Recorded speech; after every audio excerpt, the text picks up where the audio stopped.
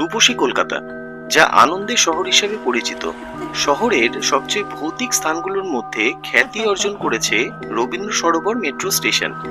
কলকাতার শ্যামাপ্রসাদ মুখার্জি রোডে অবস্থিত এই স্টেশনটির নামকরণ করা হয়েছে নিকটবর্তী একটি কৃত্রিম হ্রদ রবীন্দ্র সরোবরের নাম অনুসারে। তবুও এর জাগতিক মুখোশের পেছনে লুকিয়ে আছে এর সীমানার মধ্যে ঘটে যাওয়া ট্র্যাজেডির থেকে অর্জিত এক অশুভ খ্যাতি। রেলপথে যাত্রী এবং স্টেশন কর্মীদের দ্বারা রিপোর্ট করা অসংখ্য অতিপ্রাকৃতিক কিছুর সাক্ষাতের বিবরণ এই ভৌতিক পরিবেশকে আরও বাড়িয়ে তোলে। অনেকেই দাবি করেন যে তারা বাতাসে একটি অন্য জগতের উপস্থিতি অনুভব করেন। স্টেশনের প্ল্যাটফর্মগুলোতে অবর্ণনীয় ছায়া দৃশ্য তাড়া করে বেড়ায় আজও।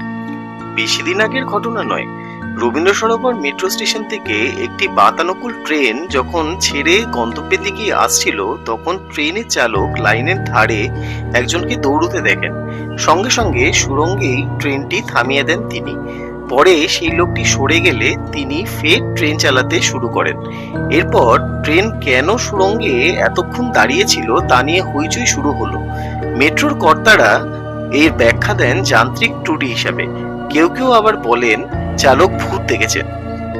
মেট্রো রেলের কর্তাকর্মীদের একাংশ অবশ্য বলেছেন সুড়ঙ্গে কোনো রেলকর্মী কাজ করার সময় তার মোবাইল ফেলে এসেছিলেন, তা খুঁজতেই তিনি ভেতরে গিয়েছিলেন বলে অনেকে দাবি করেন। অবশ্য রেলের নিয়ম অনুযায়ী মেট্রোর তৃতীয় লাইন যখন বিদ্যুৎ থাকে ততক্ষণ কেউ সুড়ঙ্গে যেতে পারেন না। প্রশ্ন ওঠে, লাইনে বিদ্যুৎ থাকা অবস্থায় কোনো স্বাভাবিক মানুষ কিভাবে ওখানে যেতে পারেন?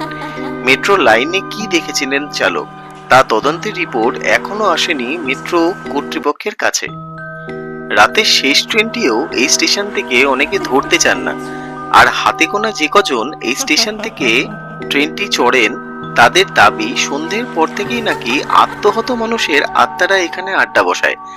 অনেকে তো স্বচক্ষে বিভিন্ন ছায়ামূর্তিকে ঘুরে বেড়াতে দেখার দাবিও করেন।